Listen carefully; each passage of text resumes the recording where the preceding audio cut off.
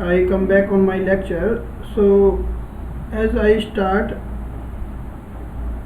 my lecture on step 7. What is step 7?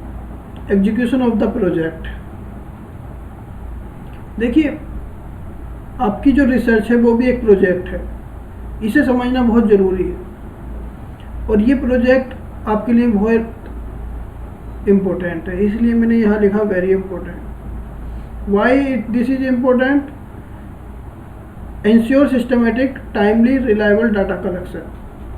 जैसे कि मैंने प्रीवियस अपने लेक्चर में बताया कि डाटा कलेक्शन डाटा कलेक्शन एक इम्पोर्टेंट रोल है। यहाँ पर मैं बताना चाहूँगा कि execution of the project is very important, और ये प्रोजेक्ट इसलिए इम्पोर्टेंट है कि ensure systematic timely and reliable data collection. अगर डाटा कलेक्शन करना है तो ये नहीं है कि रफ डाटा हमने कलेक्ट करके रख दिया। डाटा को हमें क्या करना है? Systematic, timely and reliable source से डाटा कलेक्ट करना है। इसका मतलब ये हुआ कि जो भी डाटा है उस डाटा को हमें सिस्टमेटिक वे में कलेक्ट करना है। ऑन द टाइम फ्रेम हमें सिलेक्ट करना है, जितना हमें टाइम दिया है, 2 मंथ का, 3 मंथ का, 5 मंथ। और जो सोर्स हैं जिनसे डाटा लिया है, सोर्स के अकॉर्डिंग हमें डाटा लेना है, right. Then determine whether result are dependable और इनडिपेंडेबल। जो भी हमारे रिजल्ट आएंगे डाटा में, उनके हमें एक सोर्स होता है। क्या सपोज हमने मेल का डाटा लिया या फीमेल का लिया, एज कैटेगरी हमने किस एज के लिए, सपोज करें कि 15 से 60 साल के एज के लिए, और हमने सपोज 80 प्लस एज के लिए। तो ये हमें एक डायमेंशन देखना है, हमें वेरिएबल देखने हैं। इसमें हमें की एक्शन क्या है? की action follow the research plan systematically. की एक्शन है कि हमें किस तरीके से अपना प्लान एग्जीक्यूट करना है, यानी कि हमें जो रिसर्च है उसे सिस्टमेटिकली फॉलो करना है। Use structure question. जो भी क्वेश्चन बना रहे हैं हम, जो भी क्वेश्चनेयर बनाया है, उस क्वेश्चनेयर को हमें एकदम मशीन प्रोसेस भी एबल टू कोड है। हमारा जो डाटा है, अगर हम गूगल फॉर्म फिल कर रहे हैं तो वो इजीली एक्सेल शीट में फिल होके सेव हो जाता है। तो उसी तरीके से हमें जो भी स्ट्रक्चर क्वेश्चनेयर बनाया, उसके जो क्वेश्चन थे, उसके जो आंसर थे, वो हमारे फर्दर प्रोसेस के लिए इजी हो। या कभी कभी क्या करते हैं, हम कोडिंग करते हैं, तो कोडिंग के अकॉर्डिंग हमें रेस्पॉन्स नोट करना होता है। सपोज देयर इज 5 रेस्पॉन्स, तो मैंने बना दिया 1 2 3 4 5। जहाँ पर मैंने 1 को कहा strongly disagree, and this is disagree, this is neutral, this is agree and this is strongly agree, right. तो अब जो मैंने फ्रेम बनाया, इसके अकॉर्डिंग मुझे ये क्या होता है? कोडिंग होता है। This is coded. तो सिलेक्ट ट्रेन इंटरव्यूअर। जो भी इंटरव्यू ले रहे हैं उन्हें हमें सिलेक्ट करना है, ठीक, और फिर उनको ट्रेनिंग देनी है कि इंटरव्यू को कैसे हमें कलेक्ट करना है। यूज़ मैनुअल्स, हम कॉपी पेन से भी कर सकते हैं और गूगल फॉर्म से भी कर सकते हैं, और हम डिजिटल पैड देकर भी डाटा कलेक्शन करवा सकते हैं। देन सुपरविज़न, ये बहुत इंपॉर्टेंट कड़ी है। जब हम डाटा कलेक्ट करेंगे तो हमें सुपरविज़न करना है। जो भी हमारे इंटरव्यू लेने वाले हमने फील्ड में भेजे हैं, ऐसा नहीं है कि हमने भेज दिया, डाटा को मैनिपुलेट कर दिया उन्होंने और घर बैठ के इंटरव्यू ला के आपको दे दिया। नहीं, हमें सुपरवाइज करना है, किस एरिया में गए हैं, कितना डाटा कलेक्ट किया, क्या जो लिमिट है उसी के अकॉर्डिंग कर रहे हैं, या फिर अगर एक दिन में कोई आदमी 20 रेस्पोंडेंट के इंटरव्यू ले सकता है लेकिन वो 100 के ले रहा है, इसका मतलब कहीं ना कहीं मॉडिफिकेशन हो रहा है, राइट। तो हमें सुपरवाइज करना है, फील्ड में जाके चेक करना है। ठीक, रिसर्च हमारी है, हम हेड हैं अपनी रिसर्च के, तब हमें देखना होगा कि फील्ड में डाटा कलेक्शन कैसे करना है, राइट। फिर कह रहे हैं वॉच फॉर अनएक्सपेक्टेड फैक्टर। हमें कुछ अनएक्सपेक्टेड फैक्टर कैसे देखने हैं, जैसे मेंटेन स्टैटिकल कंट्रोल। जो भी स्टैटिकल कंट्रोल हैं, जैसे कि सपोज करें कि हमने अपने क्वेश्चनियर में ये रख दिया कि डिजिटली डाटा है और वहाँ पर लाइक एज का क्राइटेरिया है, तो हम उसको मेंटेन रखेंगे स्टैटिकल टर्म्स में। ये नहीं करेंगे कि आज जो हमारा इंटरव्यू गया उसको क्वेश्चनियर दूसरा दे दिया, कल को दूसरा दे दिया, ऐसा नहीं करेंगे, बल्कि अपना एक स्ट्रक्चर हम मेंटेन रखेंगे। ठीक, कभी कभी आप देखते होंगे कि जब रिसर्च होती है तो एक लॉन्ग टाइम पीरियड के लिए क्वेश्चनियर का फॉर्मेट सेम रखा जाता है, राइट। देन उसके बाद करें हैंडल नॉन रेस्पॉन्स। देखिए 3 तरह के लोग होते हैं, कौन कौन से? एक होते हैं जो हमारे फॉर्म को रेस्पॉन्स करेंगे,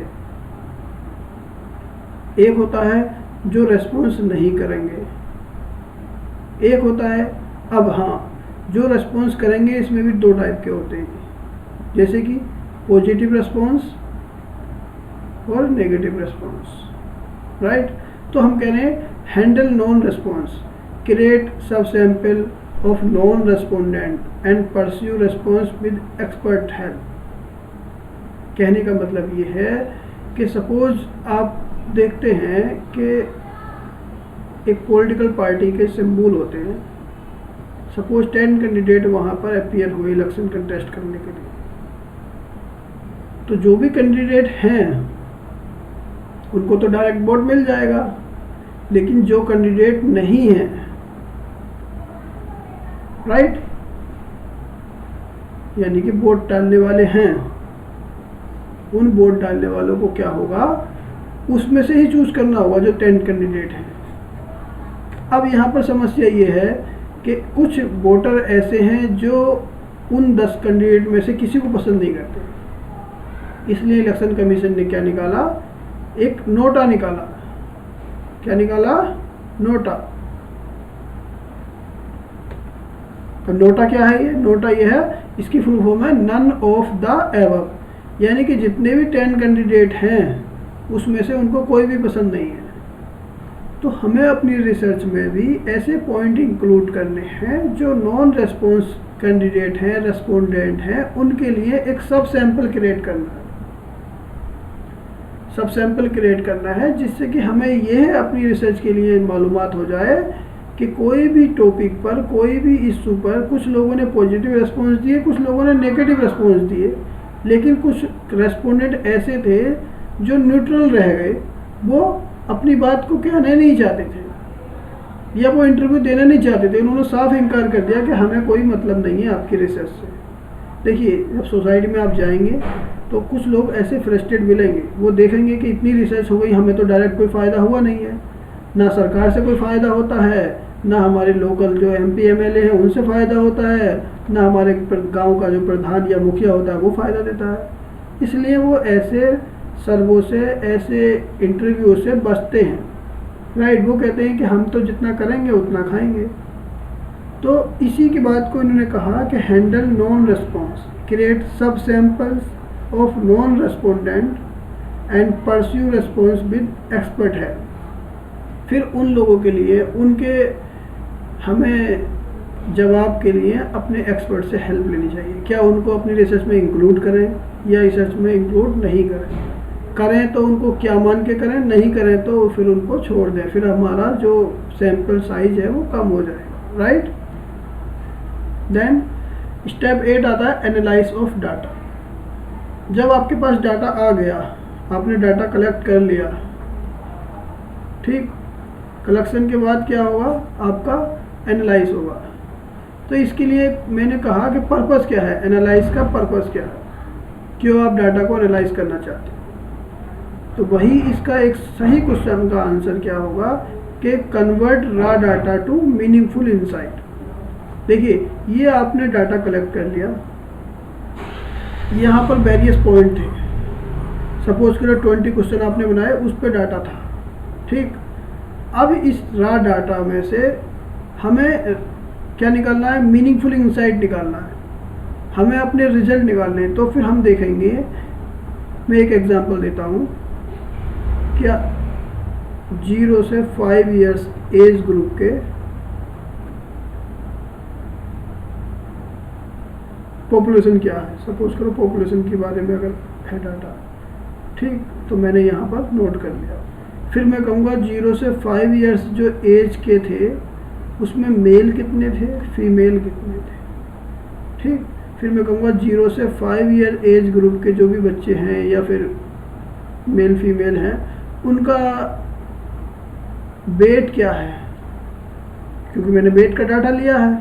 तो मैं अपनी रिसर्च में सपोज न्यूट्रिशन की कमी के बारे में कर रहा हूँ, या मैं अपनी जो रिसर्च है वो ऐसे टॉपिक पे कर रहा हूँ कि कितने बच्चे बिलो 5 इयर्स जो है माल न्यूट्रिशन के शिकार हैं, कुपोषण के शिकार हैं, राइट। तो मेरे पास जो पॉइंट होंगे उनका एज होगा, उनका वेट होगा, उनकी हाइट होगी, राइट, उनका लुकिंग अपीयरेंस होगा, बॉडी का शेप, कुछ जो है बहुत ज़्यादा थिन होंगे और कुछ जो है बहुत फैटी होंगे, राइट। तो फिर इन सब बेस पर मैं अपने जो क्वेश्चनर होंगे उनके बेस पे कन्वर्ट करूँगा रॉ डाटा को मीनिंगफुल इनसाइट में। इसके लिए मेन ऑपरेशन क्या करना होता है, मेन ऑपरेशन होता है editing and coding, improve quality, assign symbol. अब देखिए इम्प्रूव क्वालिटी कैसे करेंगे, इम्प्रूव क्वालिटी ऐसे करेंगे कि जो भी डाटा लिया है उसको हम डिज़ायर्ड एक्यूरेसी में लेंगे और उस डाटा को हम दूसरों को मालूम ना हो तो कोडिंग कर देंगे। कोडिंग कैसे करना है, सपोज हमने मेल फीमेल का डाटा लिया है, अब मेल फीमेल को सब समझ सकते हैं, तो हम क्या करेंगे, मेल के लिए हमने कर दिया 0 और फीमेल के लिए कर दिया 1, तो ये हमने कोडिंग कर दिया 0 and 1, राइट।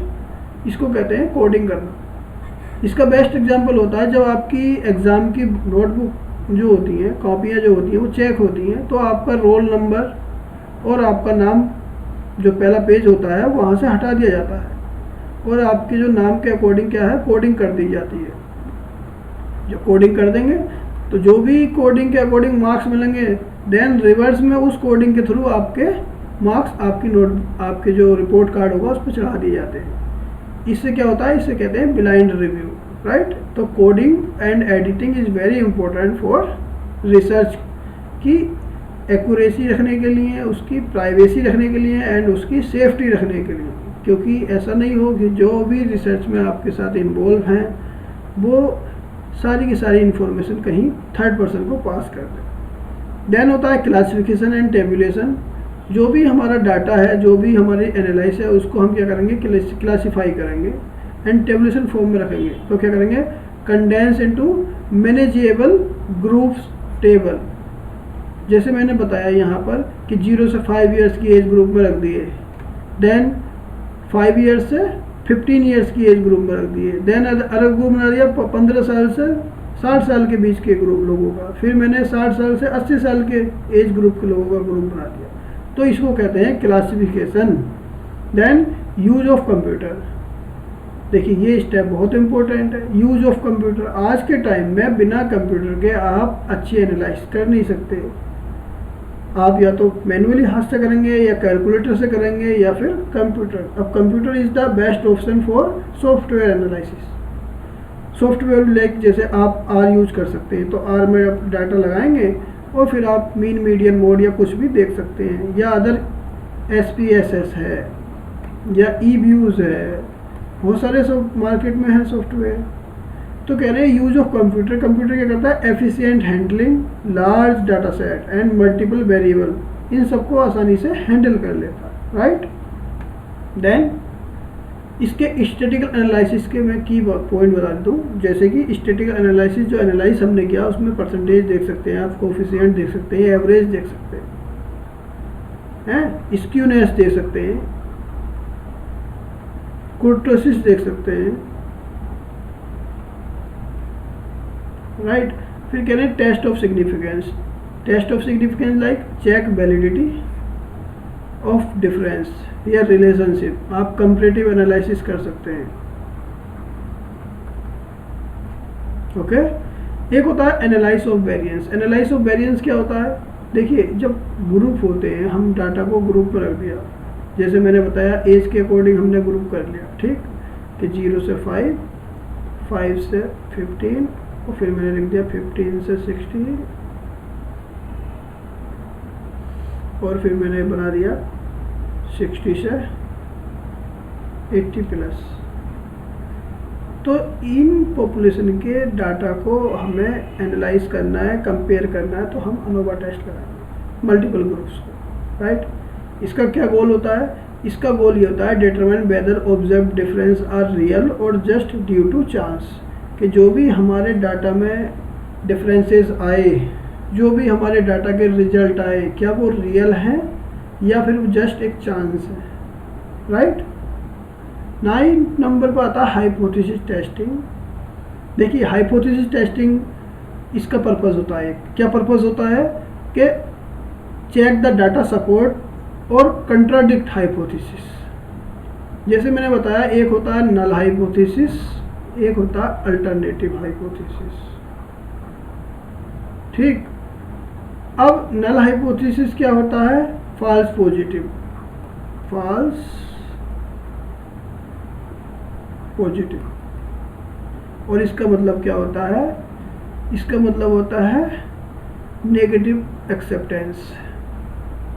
मैं इसका मीनिंग आपको ऑलरेडी बता चुका हूँ कि अगर सही बात को, राइट बात को, राइट रिजल्ट को हम अगर गलत कहें तब ये नल हाइपोथेसिस होता है, और रॉन्ग डिसीजन को अगर हम एक्सेप्ट कर लें तो ये अल्टरनेटिव हाइपोथेसिस हो सकता है। ऐसे समझ लीजिए, इसका पर्पज होता है check the data support, contradict of the hypothesis. जो हमारा डाटा आया, जो हमारे रिजल्ट आए, वो रिजल्ट जो है नल हाइपोथेसिस के अकॉर्डिंग आए या अल्टरनेटिव के। कहने का मतलब ये है कि सपोज करो कि हमारा कोई डाटा है पॉवर्टी पे, हमने कहा कि there is no poverty, poverty exist करती है, लेकिन हमने कहा there is no poverty, right. जब हमने ये कहा, लेकिन हमारा डाटा ये आया कि वहाँ पॉवर्टी है, तो हम उसी बेस पर जो हाइपोथेसिस हमने टेस्टिंग की थी, हम करेंगे कि ये हमारी हाइपोथेसिस जो थी, जो हमने ये कहा था देयर इज नो पॉवर्टी, ये रॉन्ग थी। असल में जो रिजल्ट आए, असल में जो एनालाइज की, उसमें ये आ रहा है कि देयर इज पॉवर्टी, राइट। तो चेक द डाटा सपोर्ट और कंट्राडिक्ट द हाइपोथेसिस को हम कंट्राडिक्ट कर देंगे।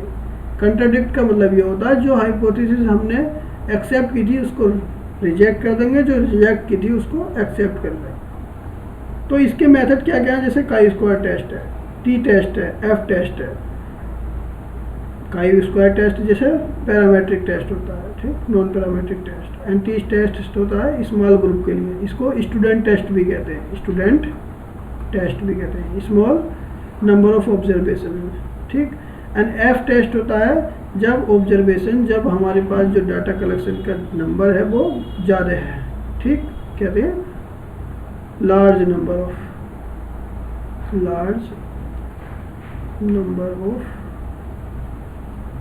ऑब्जर्वेशन, ठीक। इस एफ टेस्ट को क्या कहते हैं? Overall testing.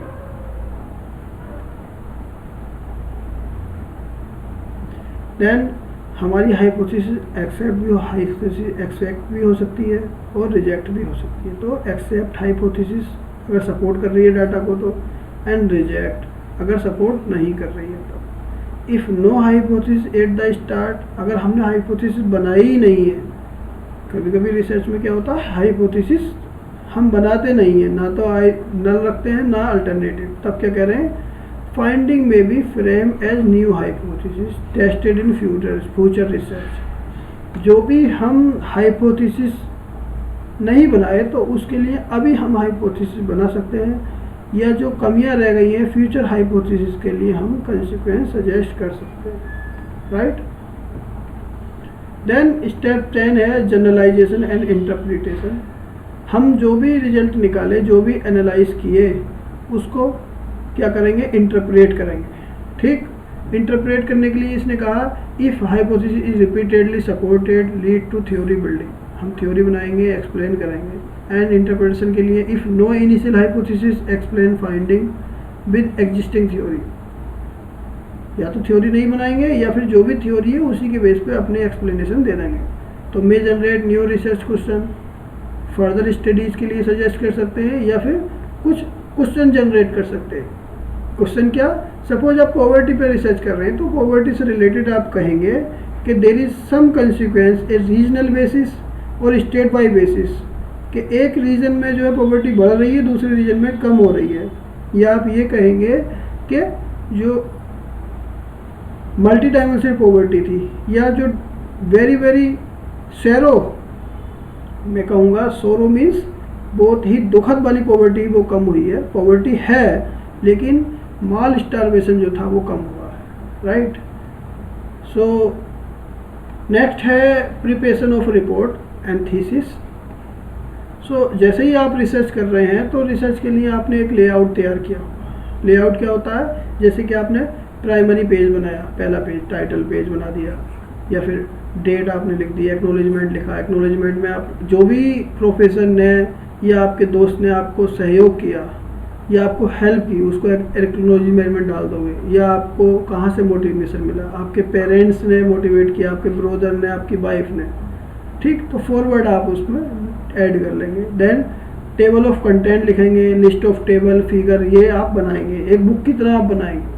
फिर आप मेन टेक्स्ट लिखेंगे। मेन टेक्स्ट में जैसे इंट्रोडक्शन लिखते हैं, ऑब्जेक्टिव लिखते हैं, ऑब्जेक्टिव क्या है, मेथड क्या क्या लगाया आपने, स्कोप क्या है आपकी स्टडी का, लिमिटेशन क्या है आपकी स्टडी, ये मेन पार्ट हो गया। देन समरी ऑफ फाइंडिंग, की रिजल्ट लिखेंगे आप एकदम प्लेन लैंग्वेज में, ठीक, क्योंकि जो भी आपने फाइंडिंग की उसके की आपको लिखने हैं। देन मेन रिपोर्ट आप बनाएंगे कि लॉजिकल सेक्शन क्या था, डिटेल एनालिसिस में क्या था। कंक्लूजन यही कहना चाहेंगे कि आपकी जो रिसर्च है वो क्लियर होनी चाहिए, प्रिसाइज होनी चाहिए, and final result is very accurate. जब ये इस तरीके से रिपोर्ट होगी तो उससे फर्दर रिसर्चर को very much helpful, right. And matter इन्होंने दे दिया कि फिर उसके बाद में भी कुछ पॉइंट होते हैं, जैसे कि अपेंडिक्स ऐड कर देते हैं, टेक्निकल डाटा, कुछ डाटा जो है हम मेन पार्ट में नहीं डाल सकते तो उसको अपेंडिक्स में डाल देते हैं। बिब्लियोग्राफी लिखनी होती है, हमने किस किस की रिसर्च को पढ़ा या कौन कौन सी रिसर्च हमारी रिसर्च को मोटिवेट कर रही है। देन इंडेक्सिंग कर देंगे उसको। देन स्टाइल एंड प्रेजेंटेशन, इसके लिए कह रहे हैं कि कंसाइज होना चाहिए हमारी रिसर्च को, ऑब्जेक्टिव होने चाहिए, सिंपल लैंग्वेज होनी चाहिए। अवॉइड वैग्यू टर्म्स, हमें अपनी रिसर्च में ये वर्ड जो है वैग्यू, ये रिटर्न टर्म्स नहीं होना चाहिए। जैसे हम कभी कभी लिख देते हैं it's seem like, it's look like, कि ऐसा नहीं, वर्ड यूज नहीं करें। देयर मे बी ऐसे वर्ड यूज नहीं करें, मे बी, ठीक। Then use chart illustration only when they are added clarity, जो भी चार्ट बनाएं वो तब बनाएं जब वो क्लियर हमें क्लियरिटी दे रहे हैं। सपोज जैसे पाई चार्ट बनाया तो पाई चार्ट मैंने दिखाया कि कंजम्पशन किसी की 1000 रुपीज़ है, ठीक। अब कंजम्पशन कैसे कैसे कर रहे हैं तो वो ऐसे करके मैं पाई चार्ट दिखाऊंगा कि हाउस रेंट पे मैं इतने रुपए खर्च कर रहा हूँ, ठीक, फिर मैं ट्रेवल पे इतने रुपए खर्च कर रहा हूँ, देन मैं फूड पे कितने रुपए खर्च कर रहा हूँ, देन मेरा जो है अदर फ्यूल वो कितना खर्च हो रहा है, देन क्लोथिंग पे कितना खर्च कर रहा हूँ, देन कुछ और एक्सेट्रा हो सकता है, राइट। तो ये पाई चार्ट से अच्छे से मैं एक्सप्लेन कर सकता हूँ। तो जो भी आप डायग्राम बनाएं उनमें क्लैरिटी होनी चाहिए। Then mention confidence limit and constraint face during research, इसके लिए कह रहे हैं जो भी आपने रिसर्च की है उसमें एक कॉन्फिडेंस होनी चाहिए। लिमिट कॉन्फिडेंस का मतलब दो बातें हो गई, एक तो आपका जो रिसर्च का स्तर है उसमें कॉन्फिडेंस होना चाहिए, दूसरा कॉन्फिडेंशियल रखनी चाहिए जब तक वो पब्लिश नहीं हो जाए, ठीक। Thank you. तो मैं इस